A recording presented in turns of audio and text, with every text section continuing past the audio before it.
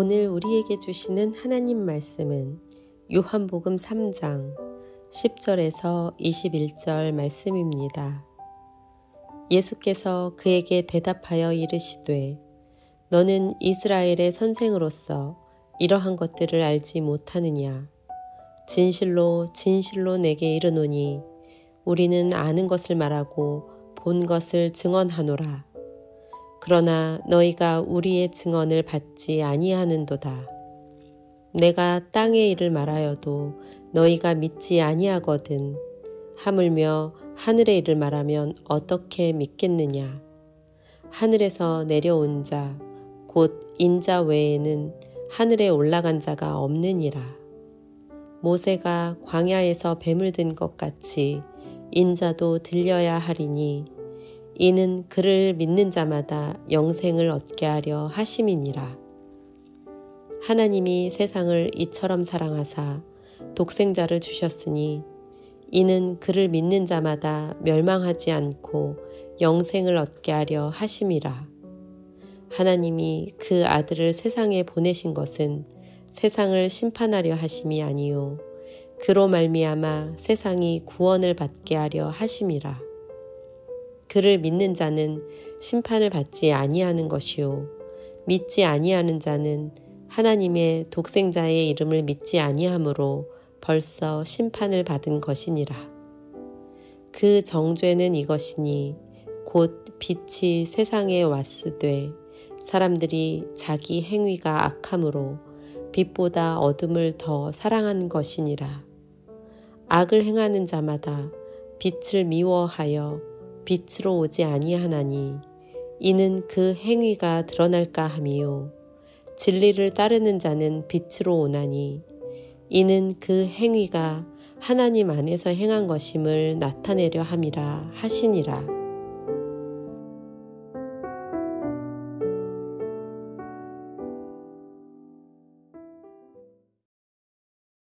네, 오늘은 우리 사역팀들이 예배를 준비하셨습니다. 북카페와 또 주방과 아이노스와 장애인 사역팀입니다. 올 한 해에 이제 이 분들이 새벽에 나와 예배하면서 주를 의지하고 기도할 때 하나님께서 이분들에게 지혜와 능력을 부어주심으로 올 한 해에 저희 교회의 모든 사역이 은혜 가운데 잘 이루어질 수 있도록 박수해 주시면 감사하겠습니다.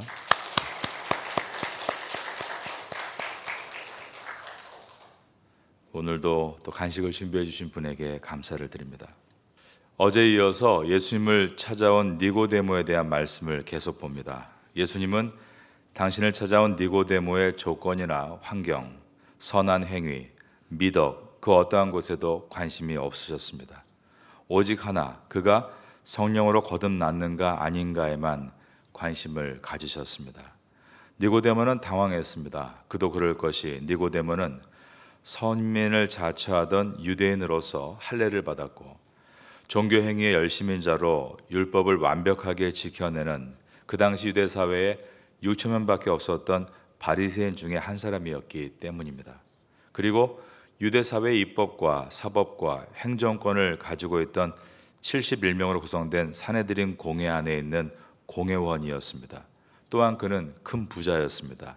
심지어 겸손한 사람이었습니다.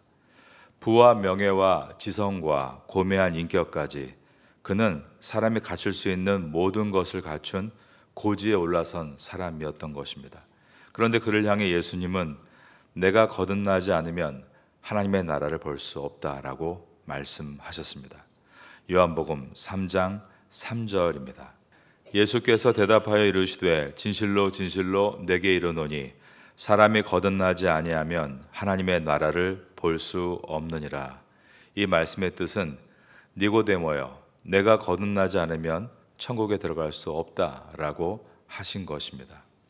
그런데 니고데모가 이 예수님의 말씀에 대해서 반감을 가지고 아니 나 같은 사람이 천국에 못 가면 누가 간단 말입니까? 라고 언성을 높인 것이 아니라 그러한 자신의 상태를 수긍했다는 데 있습니다.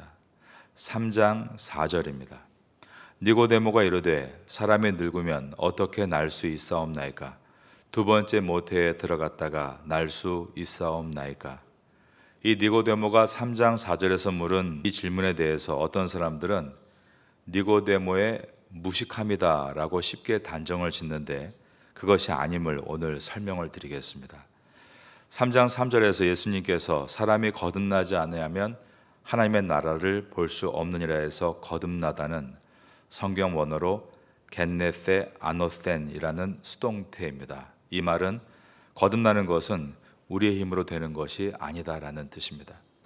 아노센은 두 가지 의미를 포함하고 있는 단어입니다. 첫 번째가 다시라는 뜻이 있습니다. 두 번째가 위로부터라는 뜻이 있습니다.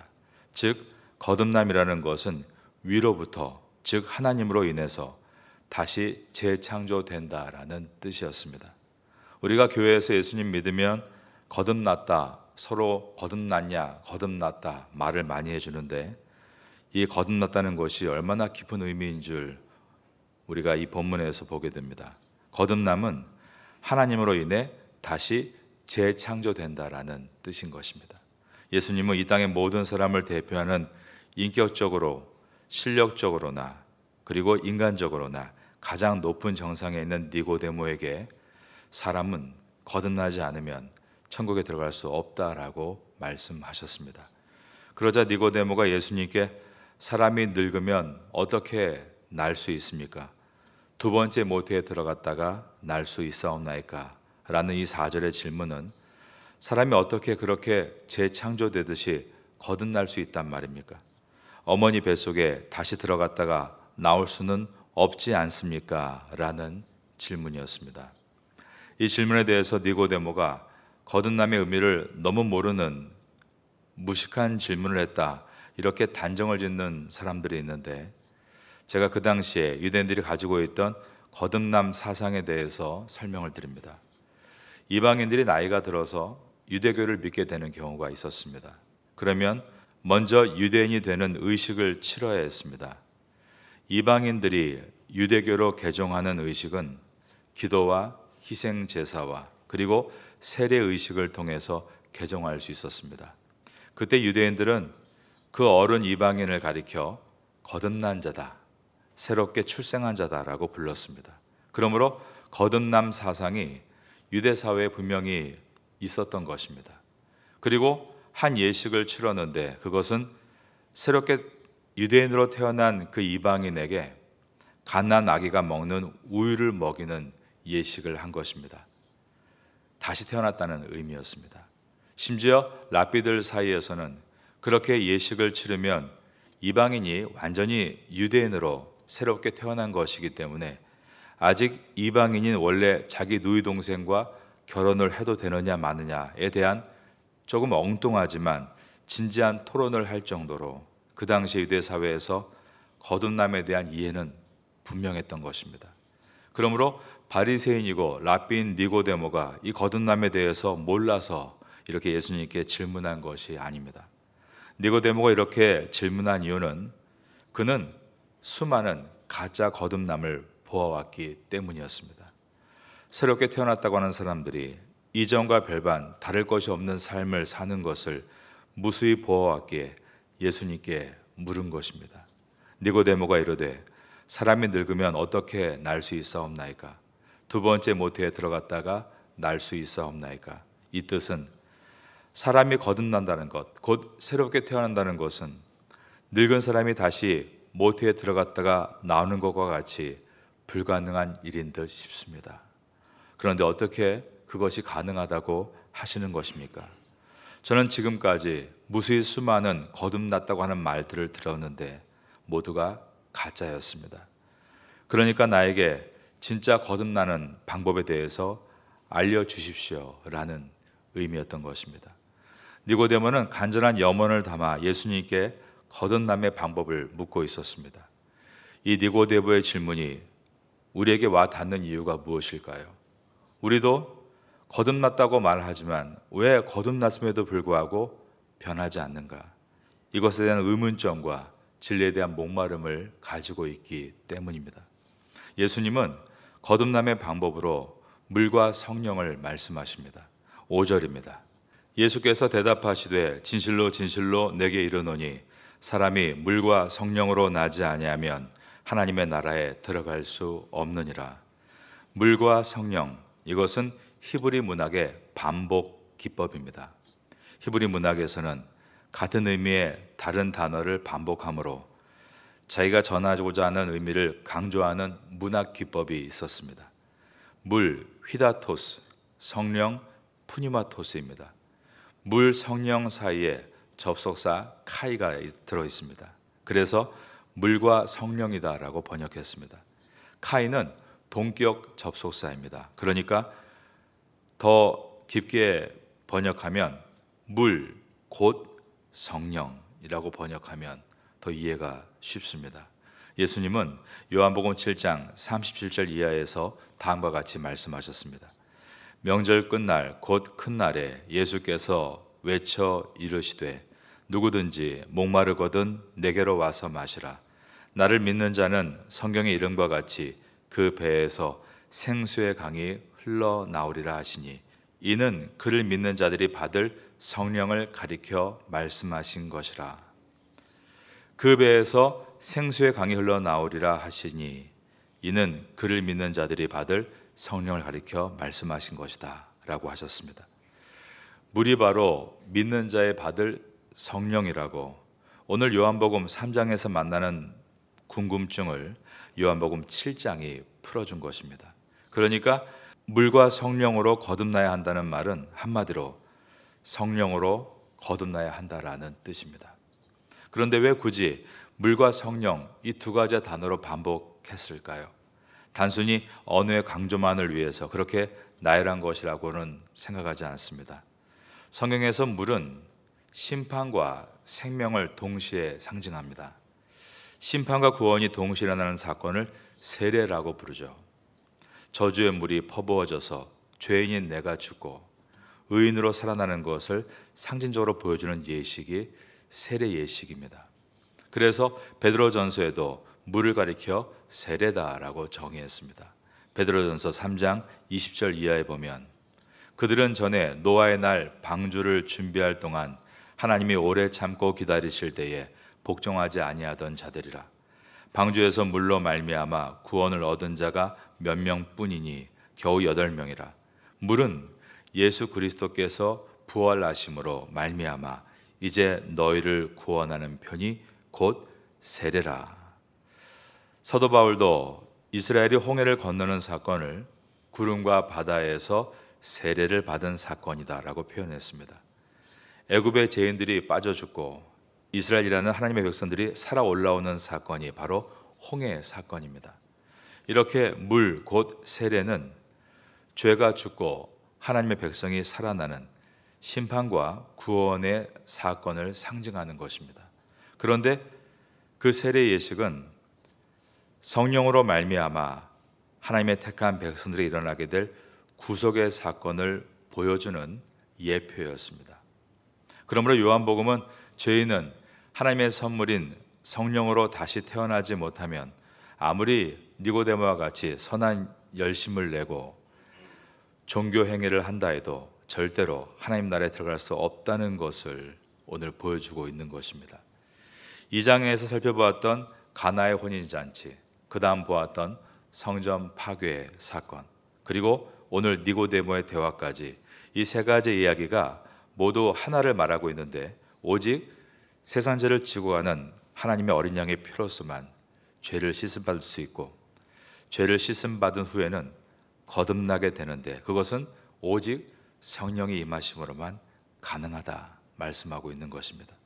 예수님은 내가 십자가에 죽고 부활하고 하늘로 승천해야만 하나님 아버지께서 또 다른 보혜사를 너희에게 보내신다라고 하셨습니다.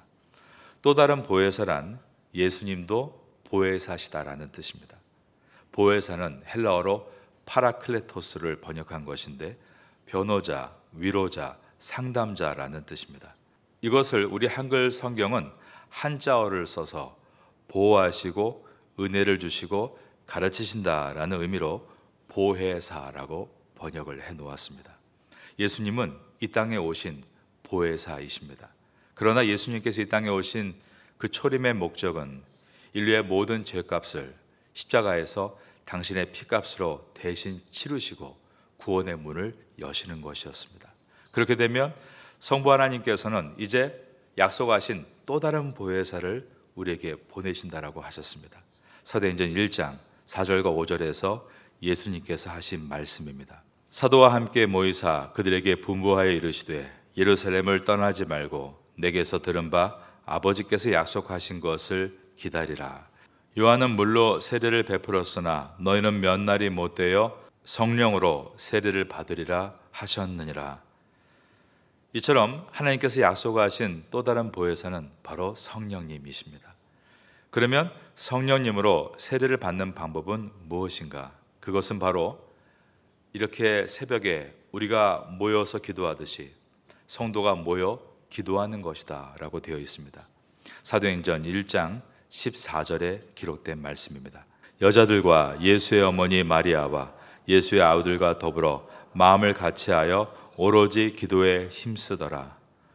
이렇게 예수님께서 명령하신 명령에 순종해서 10일 동안 간절히 기도했을 때, 그때가 오순절입니다. 드디어 오순절 날에 하나님께서 약속하신 또 다른 보혜사 성령께서 임하시기를 시작했습니다.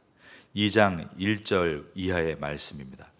오순절 날이 이미 이름에 그들이 다 같이 한 곳에 모였더니 호련히 하늘로부터 급하고 강한 바람 같은 소리가 있어 그들이 앉은 온 집에 가득하며 마치 불의 혀처럼 갈라지는 것들이 그들에게 보여 각 사람 위에 하나씩 임하여 있더니 그들이 다 성령의 충만함을 받고 성령이 말하게 하심을 따라 다른 언어들로 말하기를 시작하니라.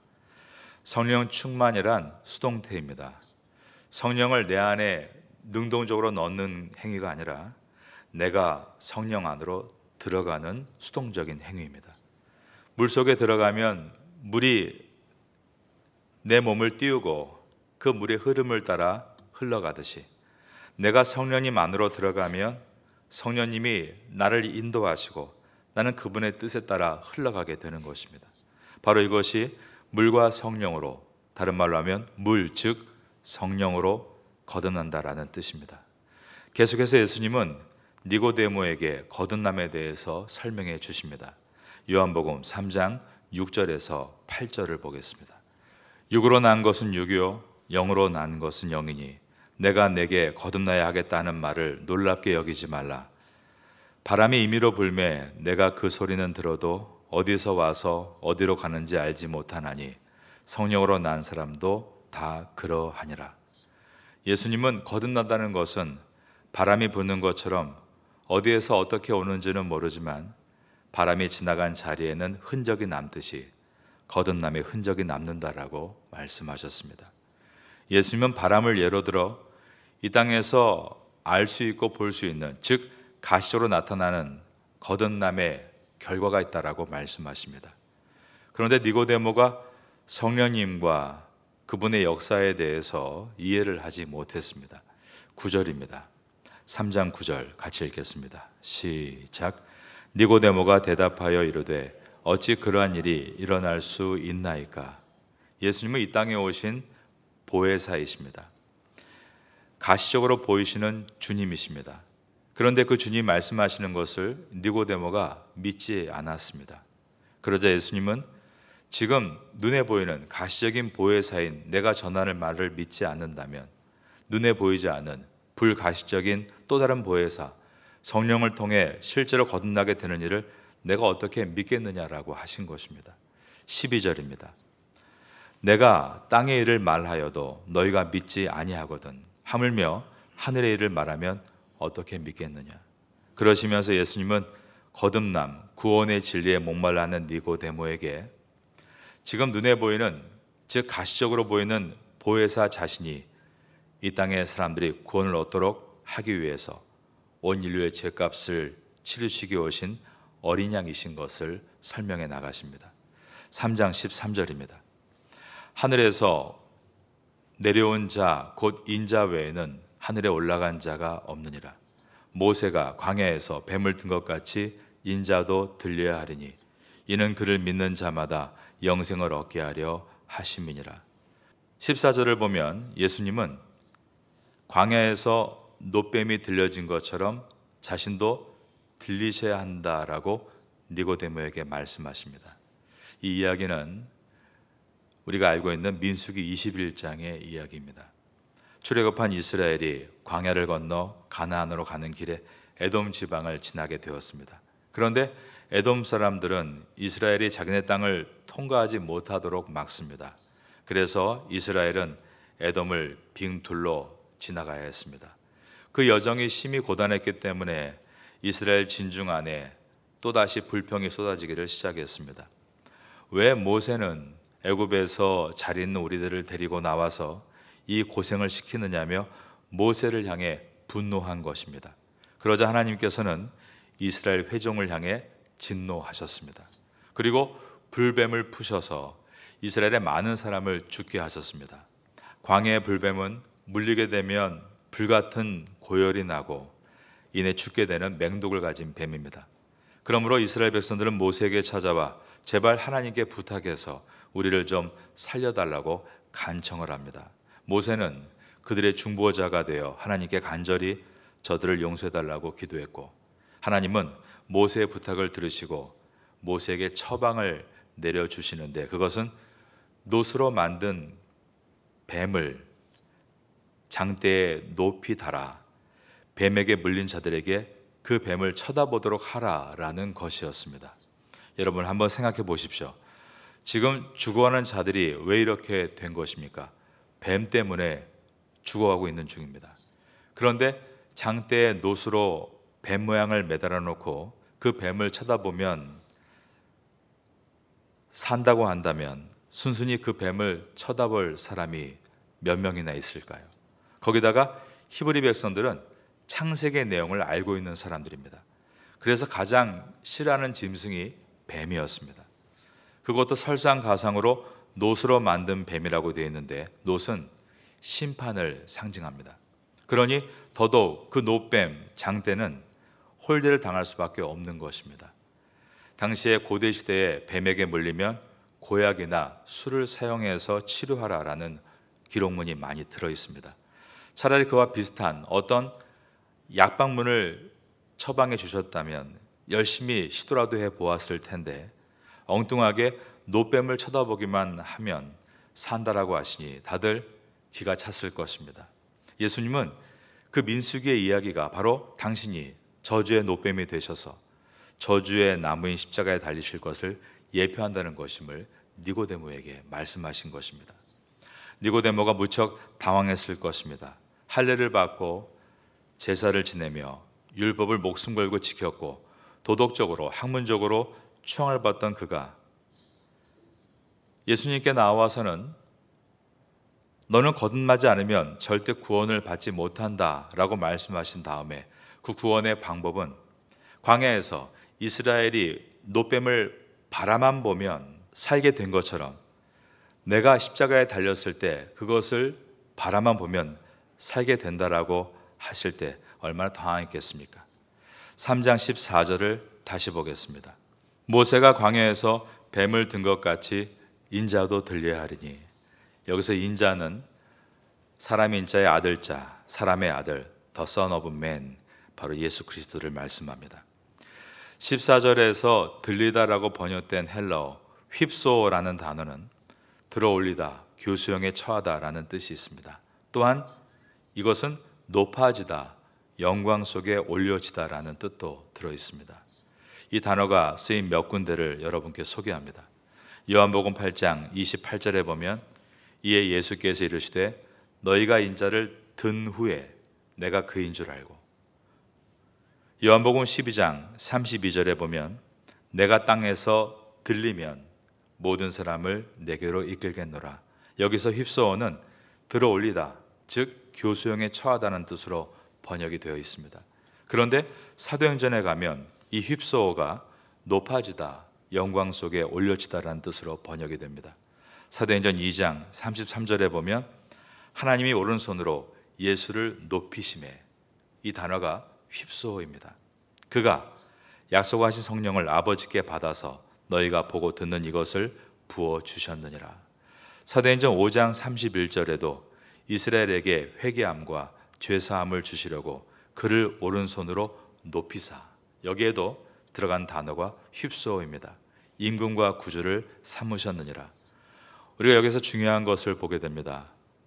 하나님의 나라의 원리인데 그것은 이 땅에서 많은 사람을 위해 저주의 장대, 즉 십자가에 매달리는 것이 바로 하나님께서는 그를 높이시는 방법이다라는 것입니다.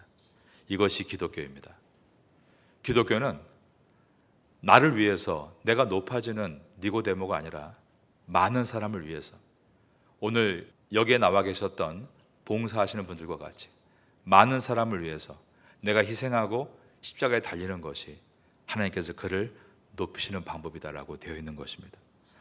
저주의 장대 위로 올려진다는 것은 나의 세상적인 인기와 이기를 다 내려놓고 하나님께 순종하는 삶을 살겠다는 고백입니다. 우리가 장대 위에 올라가 죽어야만 예수님께서 세상 죄를 지고 가는 하나님의 어린 양으로 온 인류를 살리신 것처럼 우리가 장대 위에 높이 달려서 이웃을 위해 헌신할 때 주님의 영광이 이 땅에 나타나게 되는 것입니다. 출애굽 시대 때 불뱀에 물려 죽어갈 때 장대에 달린 노뱀을 보라고 명령하신 그 명령에 순종하기만 하면 살아난 것처럼 이 시대에 우리가 죄로 인해 죽어갈 때 주님은 십자가에 달리신 예수님, 그분을 보라는 명령에 순종만 하면 산다라고 하셨습니다. 우린 그 복음을 들었고 그 복음을 믿어 주님의 은혜로 구원을 받은 것입니다. 3장 15절을 보겠습니다. 이는 그를 믿는 자마다 영생을 얻게 하려 하심이라. 예수님을 믿는 자를 영생을 얻게 될 자라고 말씀하셨습니다. 여기에서 그러면 믿는 자라는 것은 무슨 뜻일까요? 이 요한복음의 질문도 요한복음 안에서 찾을 수 있습니다. 요한복음 3장의 마지막 절인 36절입니다. 아들을 믿는 자에게는 영생이 있고 아들에게 순종하지 아니하는 자는 영생을 보지 못하고 도리어 하나님의 진노가 그 위에 머물러 있느니라. 36절에서 믿음을 순종과 같은 의미로 사용하겠다는 것을 보게 됩니다. 영생이 있고 없고의 결과절 앞에 원인절이 하나는 믿는 자이고 다른 하나는 순종하지 아니하는 자라고 되어 있습니다. 아들을 믿는 자에게는 영생이 있고 아들에게 순종하지 아니하는 자는 영생을 보지 못하고, 그러니까 요한복음은 절묘한 대조를 통해 믿음과 순종을 하나로 이야기하고 있는 것입니다. 여러분, 기독교의 믿음은 형용사가 아닙니다. 기독교의 믿음은 동사입니다. 오늘 앞에 계신 분들과 같이 동사가 바로 믿음입니다. 기독교의 믿음은 나는 내 내면에 믿음이 있다 말만 하고 아침에 잠자는 것이 아니라 그 믿음을 순종으로 보여드리기 위해 이처럼 새벽에 나와 기도하는 것입니다. 그래서 말씀을 읽고 쓰고 묵상하고 강해 설교를 들으면서 기도 가운데 깨달은 말씀을 붙들고 하루하루를 말씀에 순종해서 살아내는 것을 주님께 보여드리는 것, 이것을 믿음이라 합니다. 그럴 때 점점 내가 나를 주장하는 사람이 아니라 바울의 고백과 같이 나는 예수님과 함께 십자가에 휩쓸어 올라가 죽는 사람이 되고, 그럴 때 하나님은 나를 높여 이 땅에 사는 니고데모 같은 사람들에게 참 진리가 무엇인지를 깨닫게 만드는 도구로 사용하시는 것입니다. 이 땅의 모든 사람들은 니고데모와 같습니다. 잘 먹고 잘 살고 웰빙을 추구하지만 그 영혼의 목마름을 이루 헤아리지 못하고 진리를 찾고 있습니다. 그럴 때 누군가가 타인을 위해서 장대의 높이에 올라가 헌신하고 있을 때 그들은 우리를 찾아오게 됩니다. 정말 진리가 무엇입니까? 어떻게 해야 구원을 얻습니까? 니고데의 질문을 받게 될 때 우리는 이 땅의 작은 예수가 되어 그들에게 생명의 복음을 전할 수 있게 되는 것입니다. 니고데모는 오늘 본문과 같이 예수 그리스도를 통해 진리를 들었습니다. 구약에 능통했던 그는 예수님께서 말씀하시는 구약의 민수기 21장의 이야기가 바로 예수님께서 앞으로 십자가에 달리시는 것임을 이해했습니다. 그리고 니고데모가 어떻게 됐는가? 요한복음 끝부분에 이 니고데모의 이야기가 두 번 더 나옵니다. 한 번은 바리새인들과 제사장들이 예수님을 잡아 죽이려고 할 때 그들을 막아서며 유대에는 법이 없느냐라고 외쳤던 부분이 있고, 또 한 번은 주님께서 십자가에서 죽으셨을 때 서스피폰 빌라도에게 찾아가 예수님의 시체를 달라고 요구하고 아리마대 사람 요셉과 함께 장사를 지내는 장면입니다. 니고데모가 아니었으면 예수님의 시체는 당시 관습에 따라 쓰레기장에 버려져야 했습니다. 당시의 사형수의 시체는 가족이나 친지가 찾지 않으면 가차없이 쓰레기장에 버려졌던 것입니다. 유대인들과 로마 군인들이 무서워서 아무도, 심지어 그의 제자들도 예수님의 시체를 찾지 않을 때 니고데모가 나섰습니다. 그는 오늘 본문 요한복음 3장 때만 해도 유대인들이 눈이 무서워서 밤에 몰래 주님을 찾아왔던 사람입니다. 그러던 니고데모가 어떻게 이렇게 담대하게 변했을까요? 니고데모는 주님과의 만남 이후에 물과 성령으로 거듭난다는 것이 무엇인지를 알게 되었습니다. 나를 대신해 장대에 달리신 예수님께서 흘리신 보혈을 통해 구원의 문이 열리게 되고, 그러면 또 다른 보혜사 성령께서 임하신다는 것을 그는 깨달았기에 오순절 마가의 다락방에 120명의 문도가 있을 때 그도 함께 그 자리에서 열심히 기도했고 성령의 충만을 선물로 받을 수 있었습니다. 그는 이제 더 이상 밤의 사람이 아니었습니다. 그래서 그는 사람들의 시선이 두렵지 않았고 체면도 두렵지 않았습니다. 사랑하는 여러분, 여러분은 거듭나셨습니까? 예수와 함께 죽고 다시 살아나셨습니까? 그러면 여러분은 지금 무엇을 두려워하고 있습니까? 무엇을 자랑하고 있습니까? 거듭나기 전에 니고데모가 자랑했던 것들을 자랑 삼아 살고 계십니까? 아니면 그 어떤 것도 두렵지 않게 된 거듭난 니고데모의 삶을 살고 계십니까? 요한복음, 복음을 듣고 순종의 믿음을 키워나가심으로 세상의 것을 추구하는 옛날의 니고데모가 아니라 하나님의 말씀에 가치를 두고 사는 변화된 니고데모가 될 수 있기를 예수님의 이름으로 축원합니다.